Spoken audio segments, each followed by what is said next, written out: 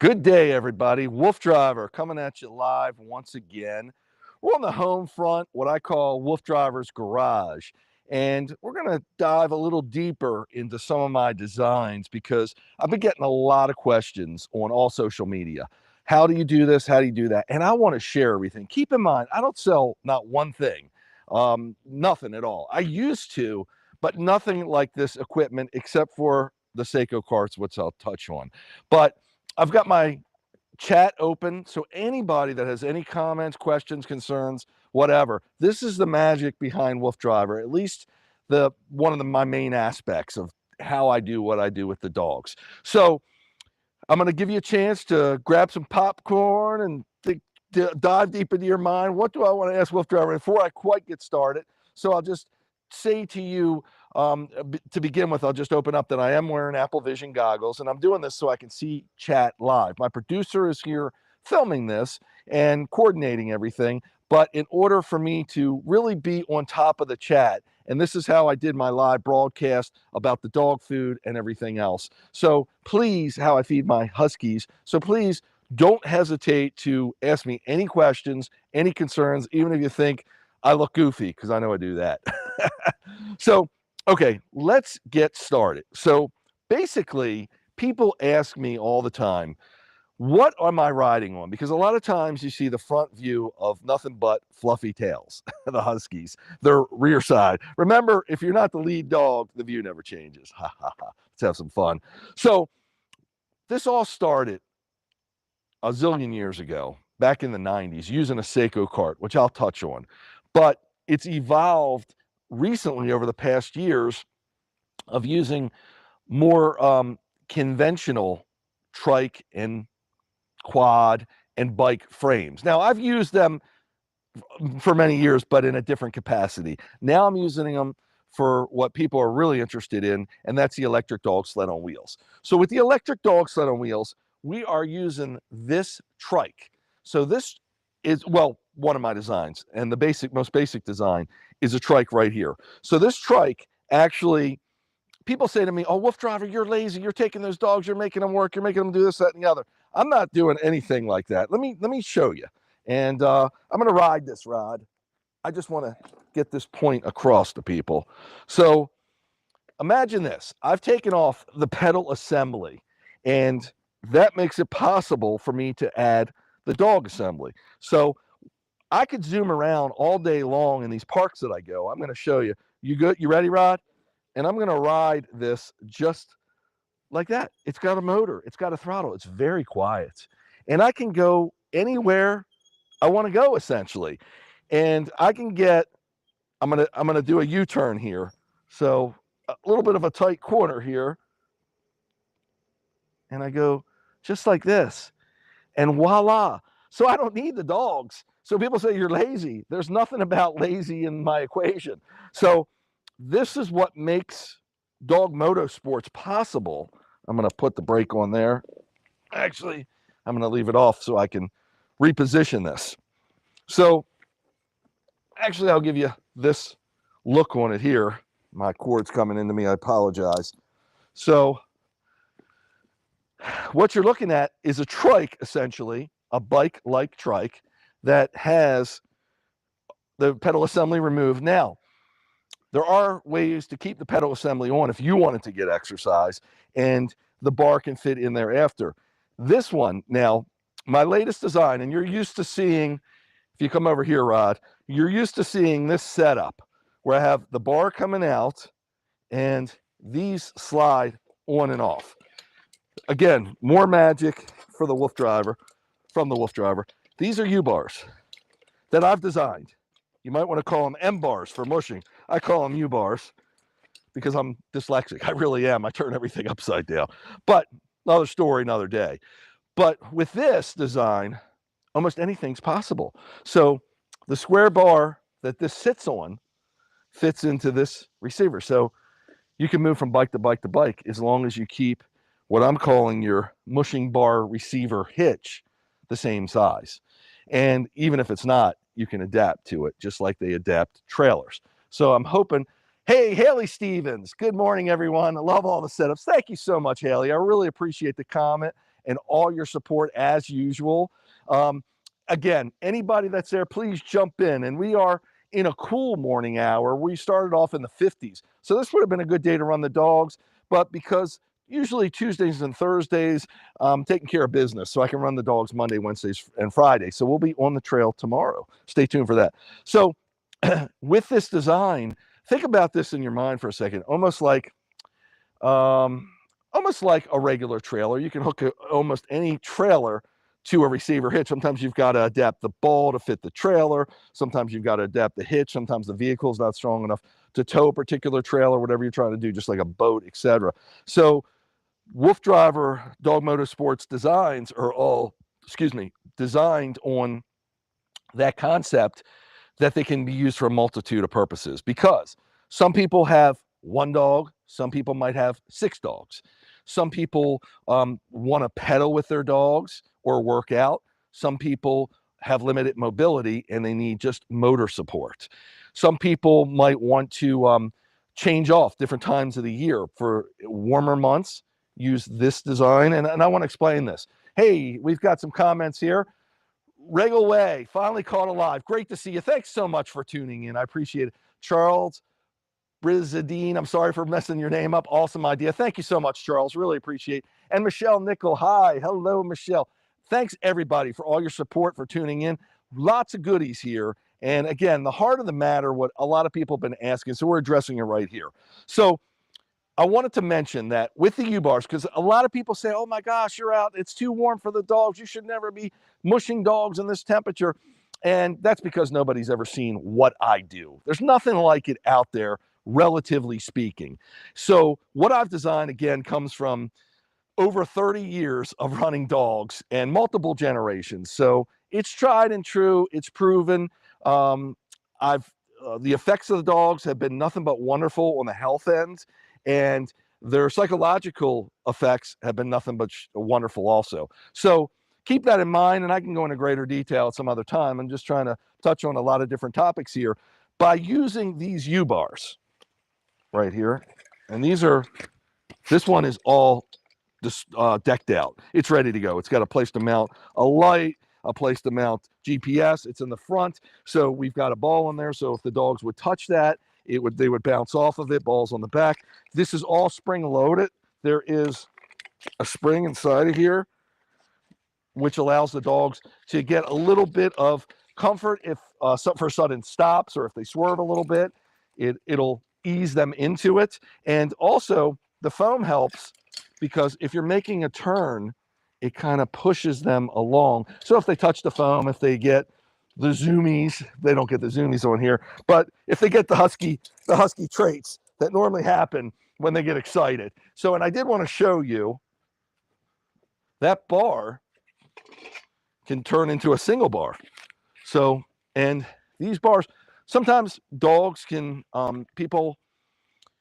we like to do where we can run dogs for shelters and help families run dogs to get dogs used to each other, etc., to get them exercise. And sometimes you can't do them side by side. So we have single bars, and they can go down here, so we can keep them out of each other's range.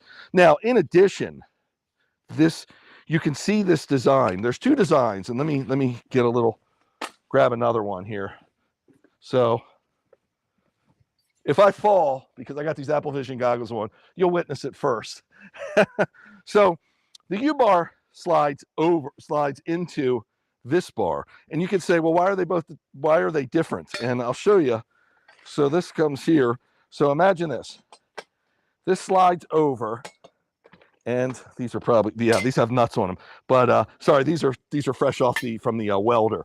So these slide over here, and this one has 2 bars, because sometimes some of the designs, like the monster trike here, this design is higher than that design for the smaller trike.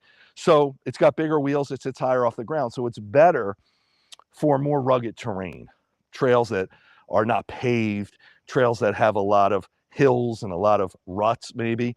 So with that, we raise it up by using the bigger frame, using the bigger tires, using the bigger trike.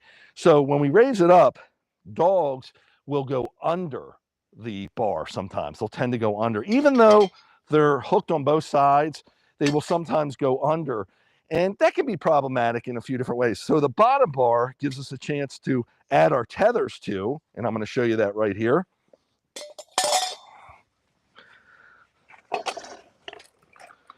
With the bottom bar, being able to add our tethers keeps them from going under the bike. With the other design, where you don't have, let me see if I've got one, I don't have one on hand, where you don't have the bar under it because you don't need it. Otherwise, you'll be sitting too low when it's lower and that bar would scrape the ground. So I hope that I convey that message well.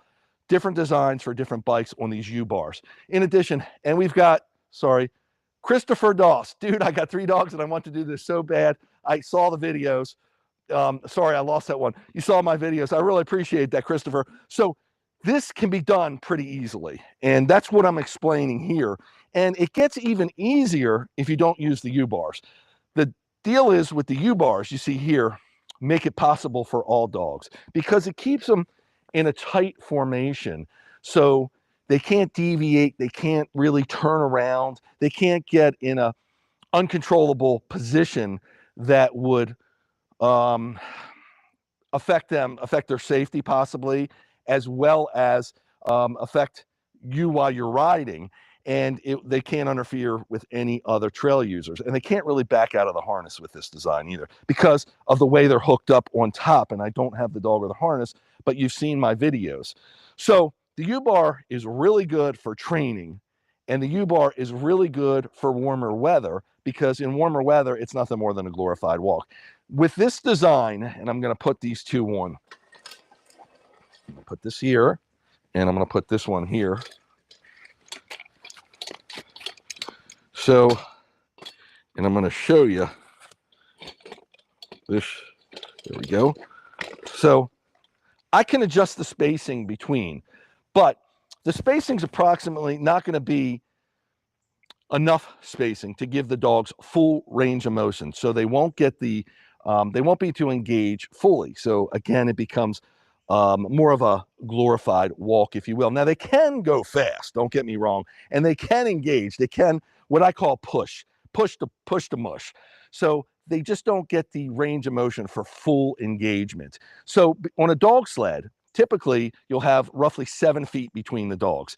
In this configuration, depending where you measure it from, but you're going along dog sleds lines, you're going to have about 4 or 5 feet. Okay, when we go up to the bigger design, which I'm about to show you, you get into 5 to 6 feet. And when we get into the really larger design, you get up near 7 feet, where you can use a different harness, and you can use a different harness for full engagement. So I step them up in harnesses. I'm using a half harness on this, and I know this is getting confusing, and I'm sorry.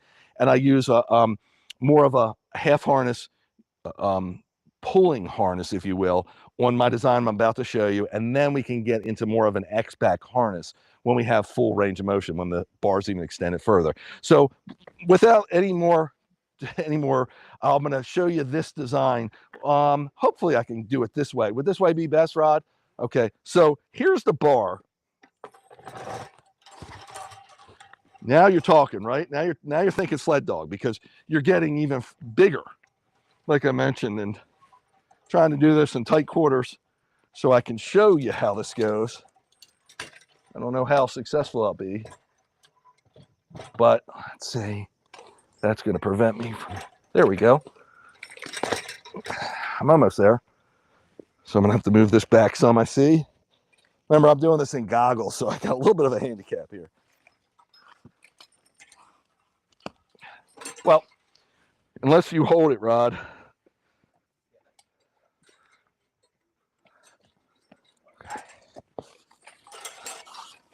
There we go.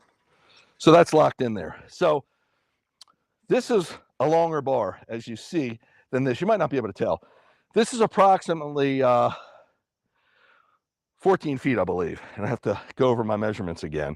I'll give you specs, but this allows me to hook the dogs differently. As you see, we start incorporating what they call necklines. So necklines are where the dog actually wears a specialized, what they call, almost like a martingale collar, where it tightens, but it'll never choke. It just tightens so it doesn't go over their head. This design, and they use them on probably almost all sled dog teams, the neckline will hook to either the other dog or will hook to the main gang line. So it keeps the dog from deviating too far out of formation from the team. So the neckline keeps the dogs right where you want them, basically. Then comes the pulling part. So I'm using springers. So usually on a dog sled, they'll have some sort of absorption spring built into the line that is, if you can imagine, elastic. So it's got a lot of give and take, because you're going to have dogs do things, stop. You're going to have the musher is going to stop, sometimes change positions abruptly, whatever. So there's a lot of give and take for the dog safety. And that's what I follow along the lines with. These bars are Springer bars, and they were actually designed for biking with your dog safely, because they have a tremendous amount of spring, and you can mount them under your seat where your weight is if you're using a two-wheeled bike. And the Springer will absorb the dog going in the wrong direction. Hey, Gloria, how are you? What about turning? Okay, great question. So turning is just like with a sled dog team, except for a sled dog team is more pliable, if you will, because you're on a rope. So they can fit through tighter areas, make tighter turns, etc. Turning here is pretty good. Most trails will accommodate us on our turns. You can totally turn. Now, I'm talking a come around or a U-turn. They call it a come around in sled dog talk. Making a left or right is easy. It won't, because it's balanced well the way we designed it, you won't tip on these designs. When you start, if you were going to adapt this to other bikes that are two-wheel, that would be a little more challenging. But these are already stationary, grounded bikes, I should say, that are pretty hard to tip over. So that shouldn't be a problem at all. The biggest problem is if you're running in uneven terrain, if you're on the side of a hill, if you will, and you're trying to go and you're using like a trike-like design, even without the dog bar, that can be challenging. So most of those applications, if I was ever going to ride like that, I would use a four-wheel, a quad bike. Even then, that's a little challenging, but we have no problem. If you go to my website, emushing.com, you'll see us doing many turns. Hopefully that answers your question. So, but as you get longer here, like we're talking about, it does become a little more challenging. So again, you just need a wider area to make your turn. Now, if all bets are off, if something unforeseen happens, the trail ends and you're in a narrow area, that's why everything comes apart. And that's why I always have ways on the bike or tie outs with me. So I could, and most of my dogs that I run, this generation, not yet, are trained off leash, so I could let them off leash. But if you're in a busy area or something and you get that situation, I just have something I put around the ballards or the trail gates, or even a tree that I can lasso, that I can leash them to or tie them out, and they can wait while I separate it and pull the vehicle around if I had to come around a big U-turn and I was in a tight spot. Additionally, I've done some U-turns where I've gotten trail closures.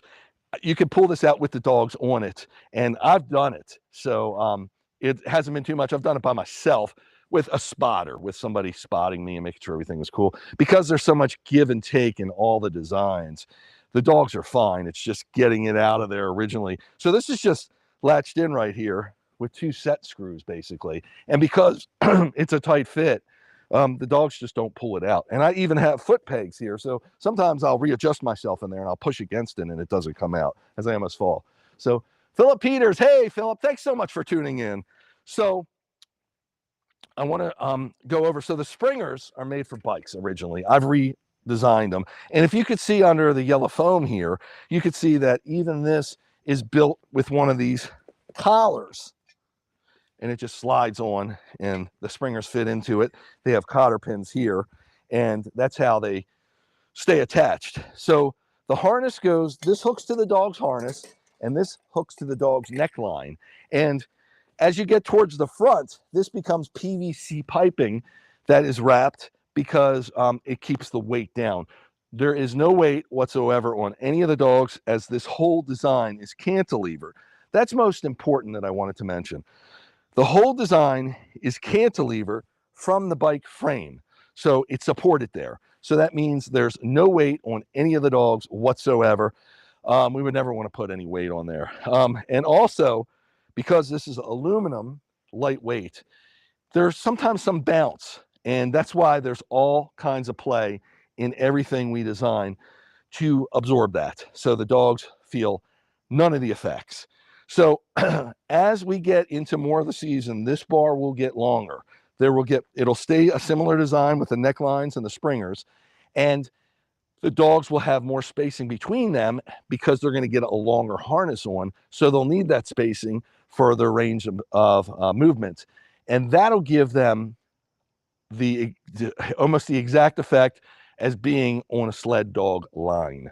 So I hope that all makes sense. I'm going to stop there and go to the next conversation if we don't have any questions on this. So please feel free if you're just jumping in and you want to know more. Yes, Rob. We have on TikTok Mario from, he says, hi from Alabama. Hey, Mario from Alabama. Thanks so much for taking the time to comment. I appreciate that.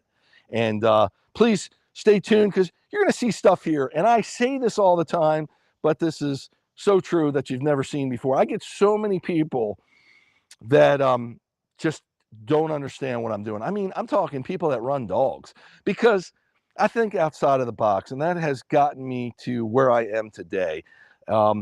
Never anything to do with dog safety. It's all about the dog safety, and it's all about being able to keep up with them as I get older and have these designs so I don't have to. I couldn't, if I was Usain Bolt, the fastest runner in the world, I don't think I can keep up with a sled dog. Might be able to outrun him for a little bit, but their endurance is incredible. I mean, their metabolism, there's so many aspects about them, how they've evolved to be able to do what they do.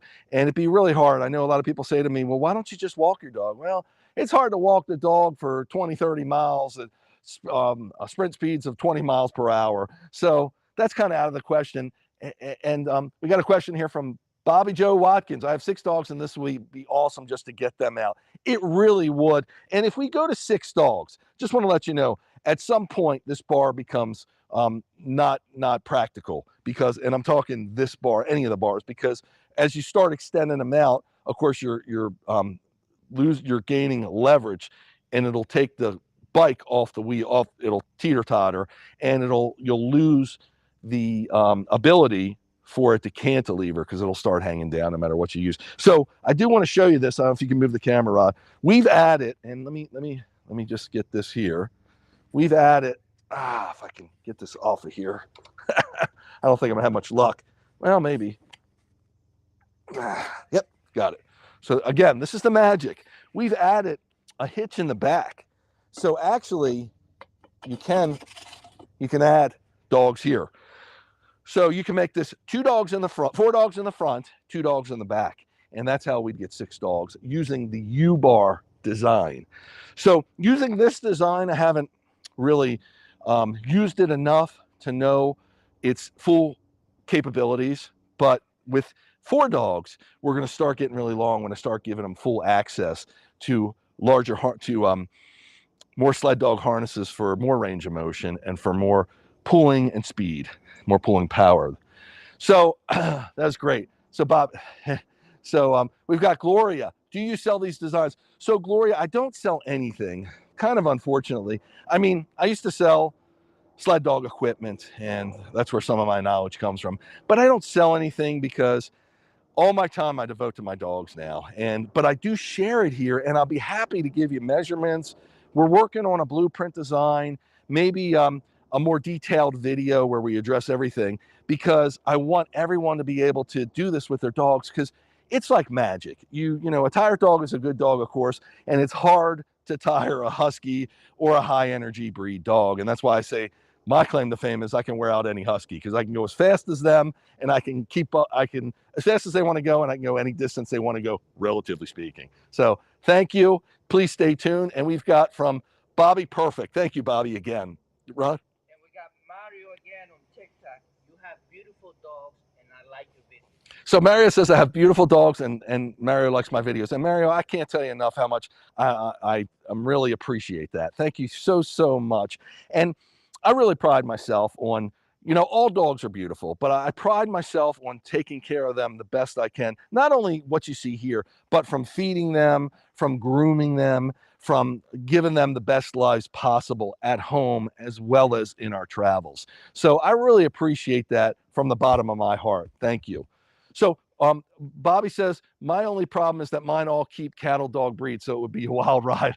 So okay, understand that. So really what's so cool is, again, the U-bar, that'll contain almost all dogs. So no matter how crazy they want to get, once they start going, a dog has a one-track mind. Once they start going, they're going to focus at the task at hand. So when you put them in this U-bar design, and they're, I'm not going to say restrained, but they're tethered, so they pretty much have to go where the bike goes. Of course, people say, well, how do you know the dog likes to do this? Forget about that. They're not going to do this if they don't want to do this. I mean, I've had dogs that just don't want to do it. Now, sometimes they're scared of it, sometimes they're bored of it, and sometimes they might have a physical ailment, so we need to find that out.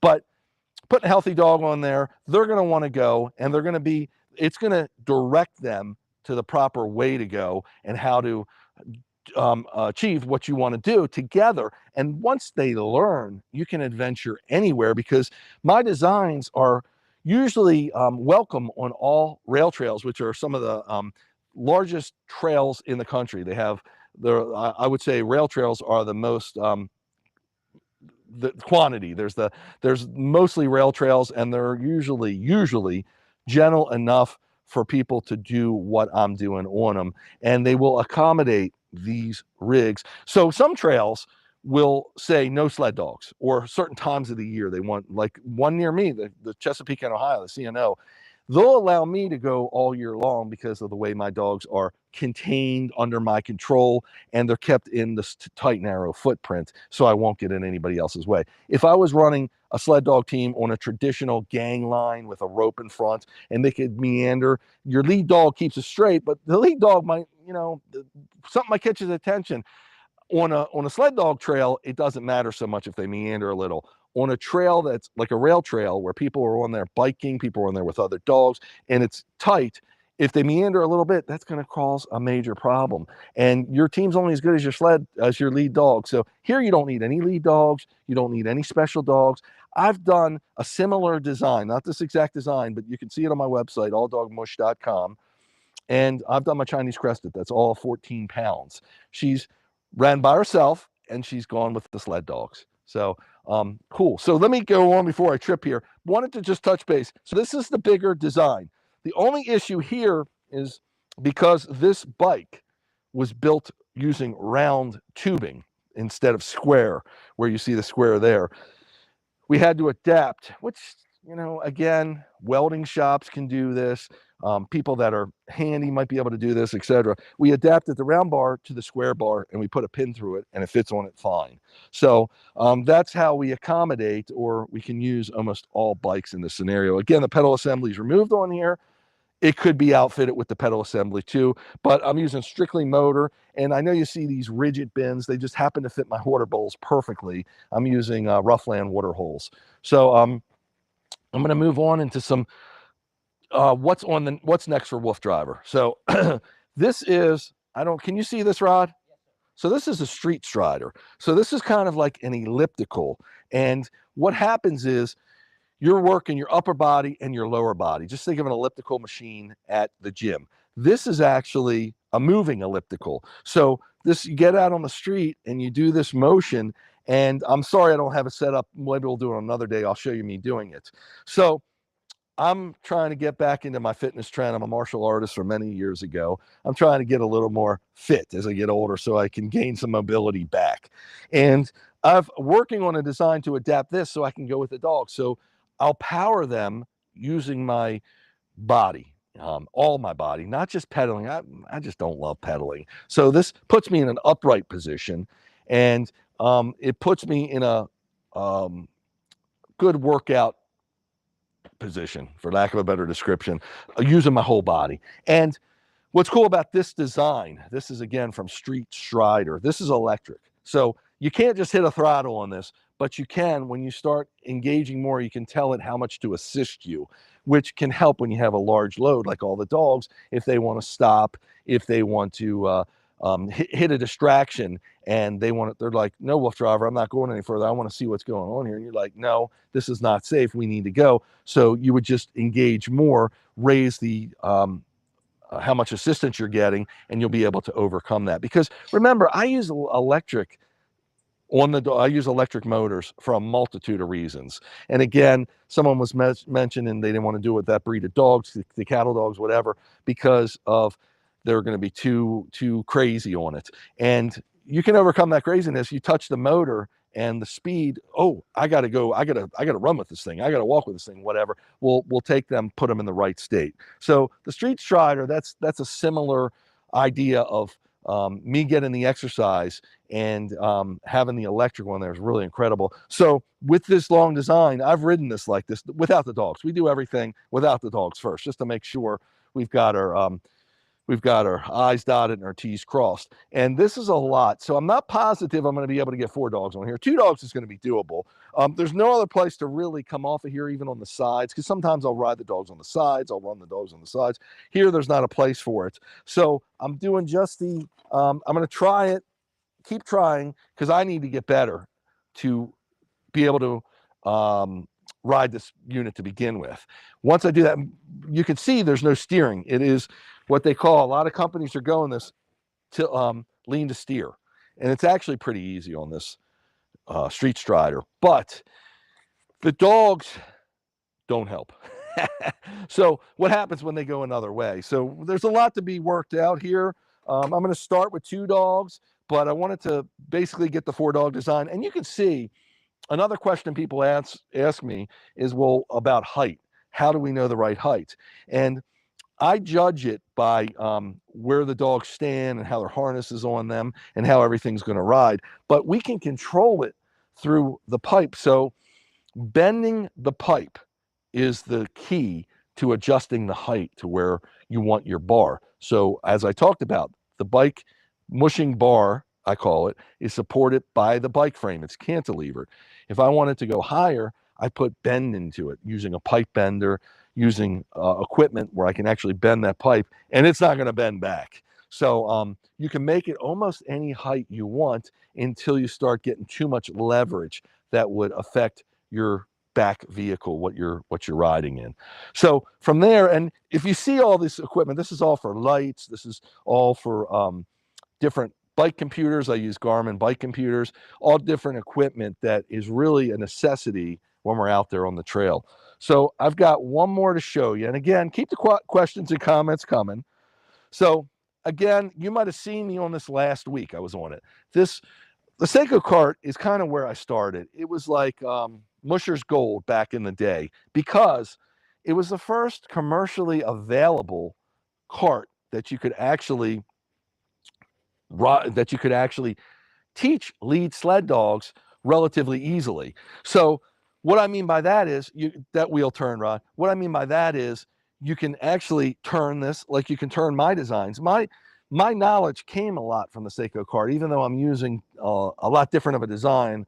The basics are the same. You can turn so you can get a dog to go in the direction you want them to go, and you can teach them as well, because you can give them a command. If you say G, that means to the right. So when you turn the bike, the Seiko cart, whatever, to the right, the dog's going to say, oh, G, G, G. I understand. I'm moving to the right.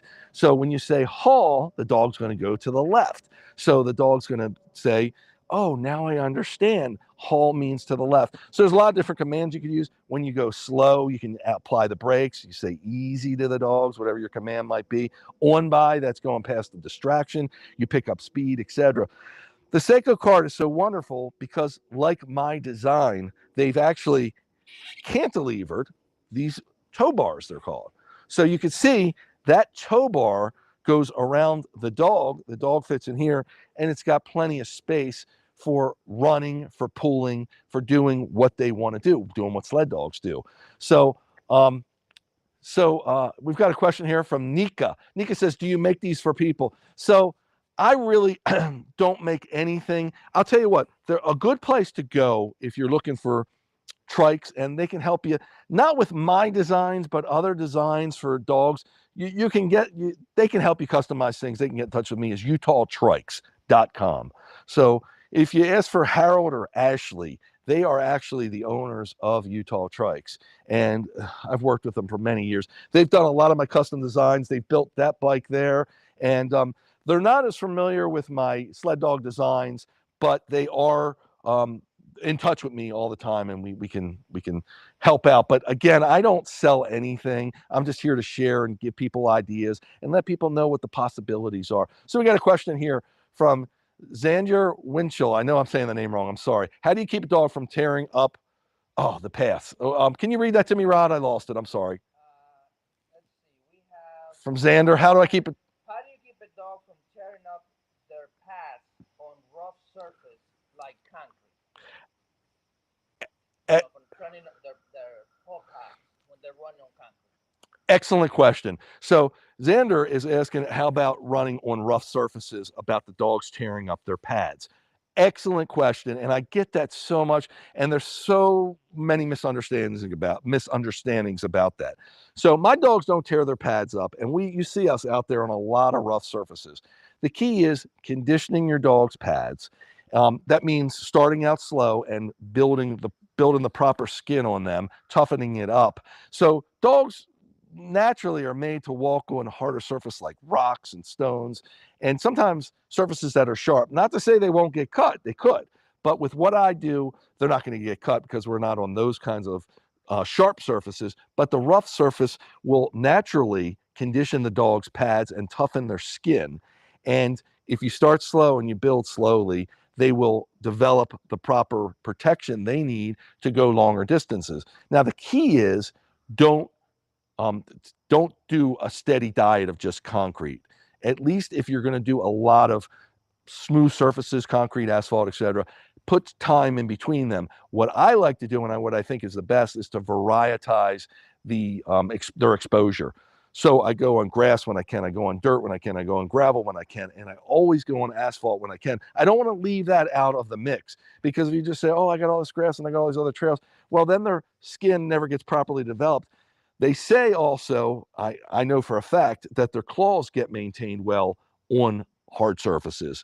So when the pad's conditioned right, the claws get maintained in the respect that they're not growing too long, and then you've got to cut them, because that can be so stressful for some dogs. In fact, I've talked to someone in the past that they had a dog, I forget what breed, it was a really large breed dog, and they had to walk their dog so much on concrete. I forget they told me how much, because they could not cut the nails, and they would, I don't know if it actually had some sort of um, uh, ailment where they grew too crazy, grew too hard, or whatever the case was, but they had to do it. So if they had them on the bike, that would have really helped them, because walking them helps, but when you're on the bike and you're moving, that friction really helps keep the nails. In addition, it's been mentioned to me, bone density is so important for the dogs, that if you, and I believe this is for horses too, that if you're constantly running them on soft surfaces, they don't develop or maintain the proper bone density. So I know a lot of people say, well, later in life, their joints are going to hurt, this, that, and the other. I've never had those issues. In fact, I've had where we've staved off arthritis to all my dogs till much later in life than you would normally expect the ramifications from arthritis.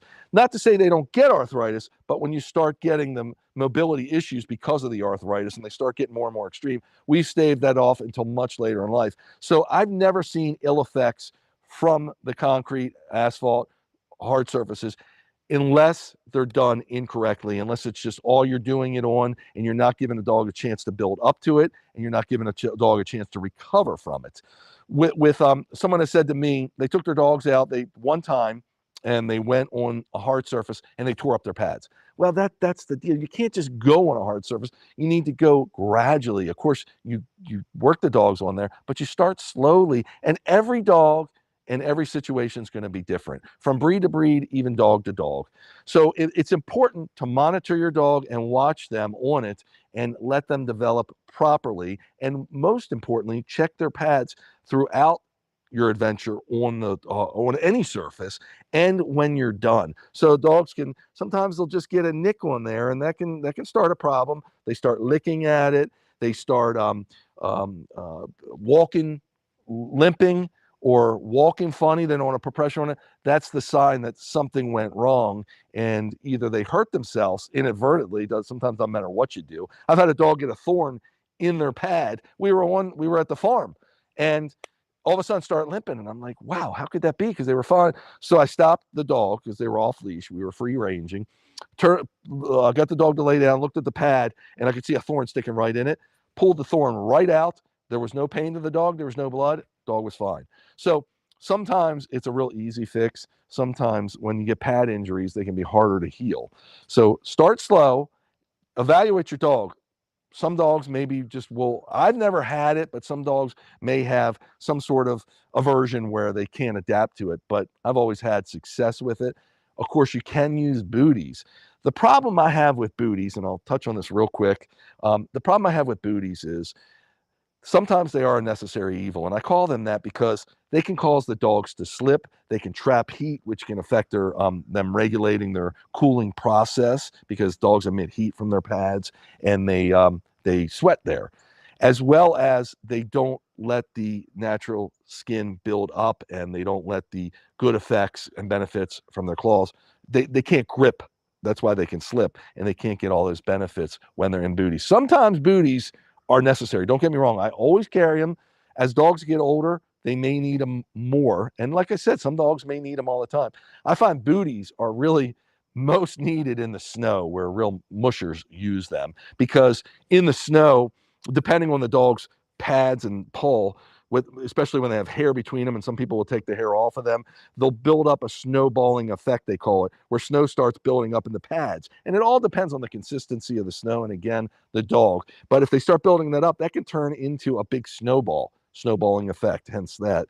And then it can become almost like a club. It can get real cold on the dog, and the dog loses its ability to control their paw, and they can slip and they can injure themselves. It can create a whole problem. Again, that depends on, just like we're talking here with asphalt, distance you're going, consistency of snow, and the dog. So booties I'm more prone to use in the winter months. But don't get me wrong, as I said, I'm not saying booties are not necessary.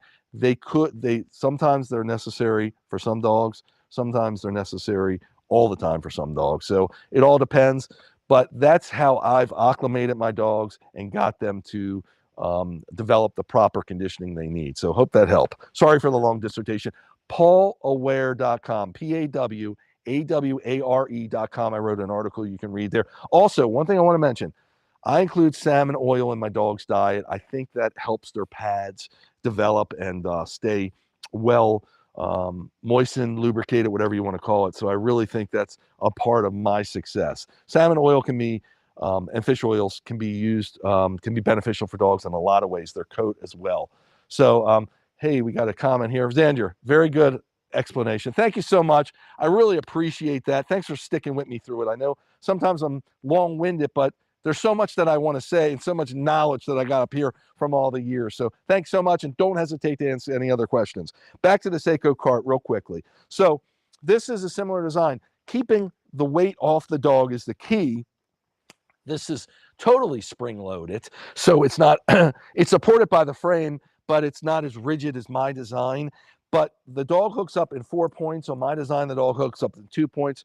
The dog, it's harder for the dog to back out of the harness on this design. Well, put it this way, I've had dogs back out of the harness on this design versus my design, but they wear a special harness for this. Usually you can adapt what they call a polka harness, but they usually use Seiko cart harness, and sometimes they're hard to find. There's only a few vendors that I found that actually make them, and you can buy them from Seiko themselves. They're still making these Seiko carts. There's another iteration, a new generation of them, but the harness is all the same. They make really nice leather ones that look like they're made for horses. I mean, like $500. They're gorgeous. I've got them too. So for the winter, I would use those. So with a Seiko cart, the original design, and I know you can't see this clearly, these are both the original designs.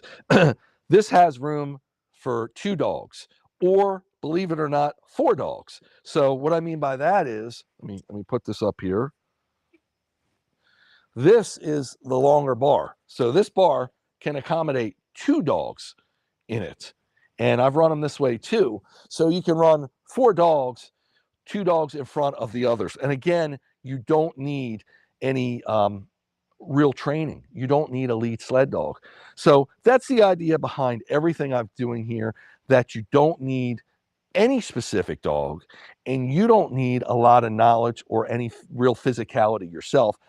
As I mentioned, some people with handicaps, disabilities, etc., can even do this to some capacity, depending on what their limitations are. So this is pretty much everything in a nutshell. And I'm always coming at you with something interesting and new. And I've been posting a lot of videos of me out there in the field. The weather is finally starting to cool down. So we're finally at a place where we can start some really good training. Now, don't get me wrong, you know, even 0 degrees in the winter for the Huskies is kind of warm. So anything for them in our neck of the woods is going to be warm. But as they don't have their winter coat on yet, so these cooler temperatures are going to be really good for them to get out there and to take advantage of some of the longer designs where they get more range, where they get more leverage, where they can actually start to pull more and get more speed. And that's the whole idea behind the getting longer gradually till we get to season and they can get full range of motion and full pulling power, full speed. So anything you got, Rod? Nope. So that's it pretty much. If you do come along and you're watching this video after our live broadcast, please don't hesitate to ask me any questions. I love answering questions because it really helps others, not only yourself for asking the question, but others that are out there that are thinking about doing this or want to get involved or just whatever. They think it's a bad idea. Learning about how much it can help for the betterment of dogs. And I'm talking the betterment of all dogs. Like I mentioned, my Chinese Crested, which is a toy breed, 14 pounds, has done this on one of my designs. I designed it specifically for her in mind, but I put her by herself and I trained her. And I did take her on a hard surface without booties, and she was fine because we did it gradually. And then I got her with the other dogs. And one thing I did mention, I don't know if Xander is still on, always when you're on a hard surface, you always have to consider how hard they're pulling, how much they're engaging. Because if they're really digging into the hard surface, it's gonna it's gonna be harder for them to gradually develop. That's where they start affecting themselves, by really digging in. So dogs that are more, and I've got husky dogs, so I know dogs that are really more engaged and want to dig like that, we've got to really start slower with and let them build up slower, because they're gung-ho and they won't feel it till after they're done, their exposure they had to it. So they might look fine to you for a mile, 2 miles, whatever, 3 miles, 5 miles, and then you get home and they're limping because they tore up their pads because they didn't realize it, because they're so caught up in the heart of the moment. So please always start slowly, always err on the side of caution, and let the dogs develop slowly. So if you go on the concrete for a short distance and the dog is just developing, dog wants to pull real hard, dog wants to keep going on, then you can throw some booties on the dog and go for a little more and kind of wean them off the booties as you go and as their skin develops. So I'm Wolf Driver, and I hope you enjoyed the show today. Had a great time being here. Thank you so much for all the comments, questions, love, etc. Look forward to being with you almost every week, and look forward to some of my live broadcasts, possibly with the dog, how I feed my dogs, and